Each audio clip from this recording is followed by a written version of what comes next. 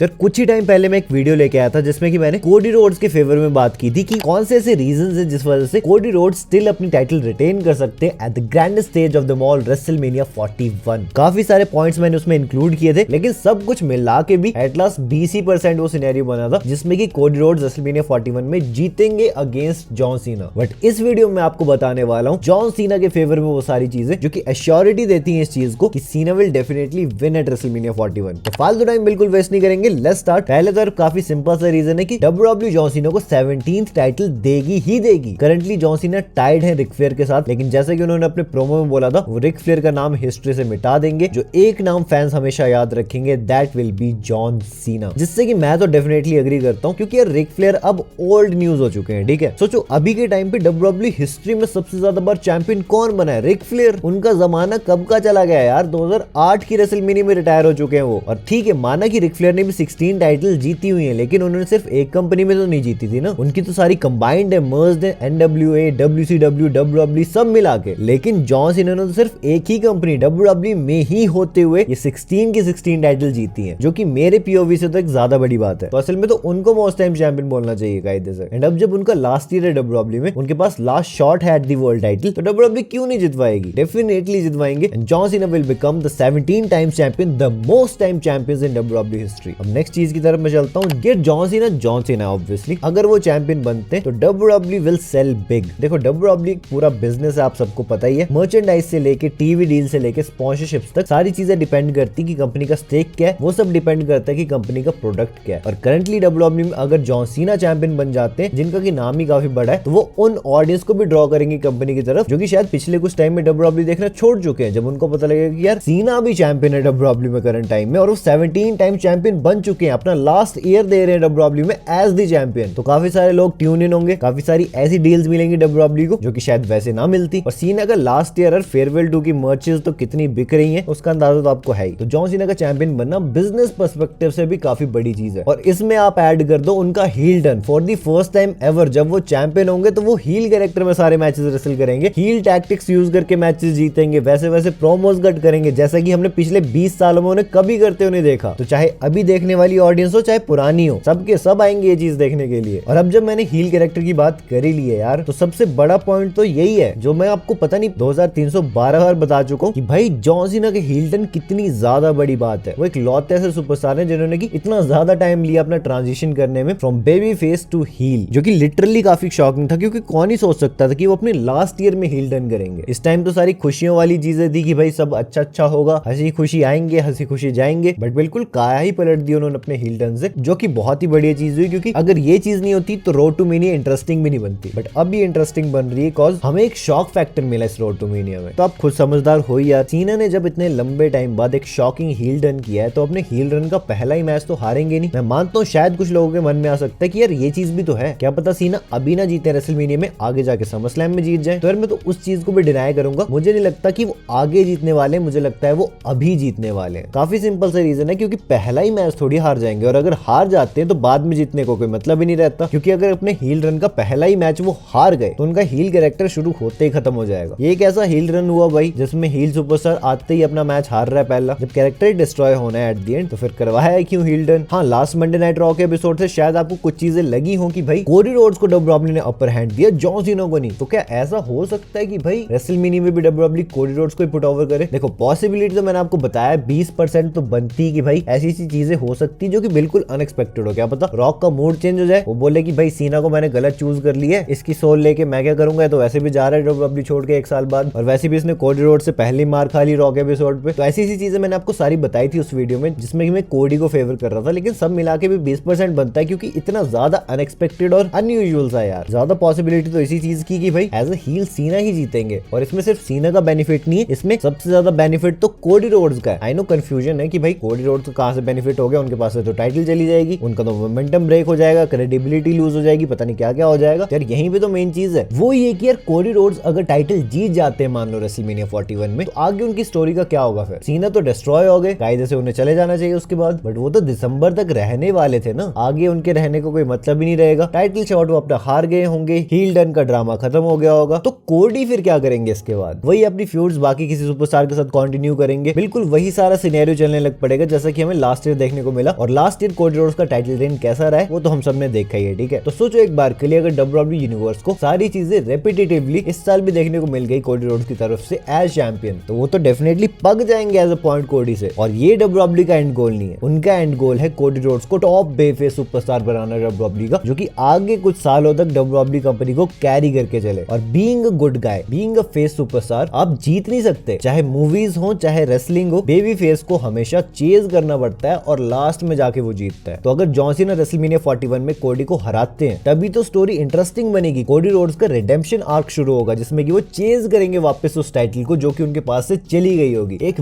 Villain John Cena की वजह से, क्योंकि मोस्ट प्रोबेबली जॉन सीना किसी हील टैक्टिक की वजह से जीतेंगे, ये तो हम सबको पता है। इसकी तो काफी हद तक पॉसिबिलिटी बनती है। और जब कोडी हार चुके होंगे और सीना एक पार्ट टाइम स्केड्यूल के साथ अपना चैंपियनशिप रेन दे रहे होंगे, तभी तो फैंस की WWE यूनिवर्स की सिंपैथी आएगी कोडी रोड्स के साथ कि बेचारा हर जगह मार ही खाया जा रहा है। और तब जाके वो अपनी फिनिश द स्टोरी के बाद रिडेम्पशन स्टोरी में घुसेंगे जिसमें कि वो धीरे धीरे सारे ऑब्स्टेकल्स को क्रॉस करते करते करते करते फाइनली वापस से वो टाइटल शॉट लेंगे अगेंस्ट जॉन सीना एंड तब जाके वो फाइनली वो टाइटल जीतेंगे जॉन सीना से, जो कि वो रेसलमेनिया 41 में हार चुके थे। लास्ट चीज सच में बताऊं तो यार जॉन सीना का जीतना इसलिए भी काफी इंपॉर्टेंट है क्योंकि हमें उनके काफी सारे ड्रीम मैचेस भी देखने हैं। हाँ डेफिनेटली आपके मन में आ सकते हैं कि जॉन सीना के ड्रीम मैचेस तो ऐसे भी पॉसिबल है ना, तो ऐसे भी पॉसिबल है लेकिन बहुत सारे नहीं करवा सकती WWE, आप सबको पता ही है। अगर जॉन सीना चैंपियन नहीं बनते ठीक है, तो फिर बाकी सुपरस्टार्स किस वजह से जॉन सीना के अगेंस्ट जाएंगे? क्योंकि वो जॉन सीना इसलिए कि भाई ये बहुत ही बड़ा नाम है, लास्ट ईयर दे रहा है WWE में, तो स्टोरी वाइज तो वो बिल्कुल कुछ बना ही नहीं यार। क्या ही दिखाएगी WWE हर स्टोरी में जॉन सीना के अगेंस्ट? क्योंकि सीना का लास्ट ईयर है वो भी जाना जाता है क्योंकि लास्ट ईयर है, which will literally be a shit booking. But जब उनके पास टाइटल होगी तो हर सुपरस्टार का फिर एक एंगल बनेगा ना कि यार सीना के पास तो WWE टाइटल है, तो उसके लिए सब उनके अगेंस्ट जाना चाहते हैं, चाहे फिर वो उनके ऑल टाइम राइवल्स हो जैसे कि CM पंक या फिर रैंडी ऑर्टन या रोमन रेंज, चाहे न्यूकमर्स हो Dominik Mysterio, Logan Paul, Bron Breakker. समझ रहे हो आप बात की गहराई को? अब जॉन सीना खुद ही तो कह रहे थे कि मैं लास्ट रियल चैंपियन बनूंगा WWE में, ये वो टाइटल है जिसे मैंने प्रेस्टीज दी है, तो मैं इस टाइटल को वापस से जीत के घर ले जाऊंगा, उसके बाद तुम लाना अपनी टॉय बेल्ट और फिर उसे जीत के एंजॉय करते रहना। तो फिर सारे सुपरस्टार्स अपना पूरा दम लगाएंगे ना जॉन सीना को हराने में ताकि उनके पास से वो टाइटल चली जाए। तो that's the case. In short at the end सीना की जीतने की पॉसिबिलिटी बन जाती है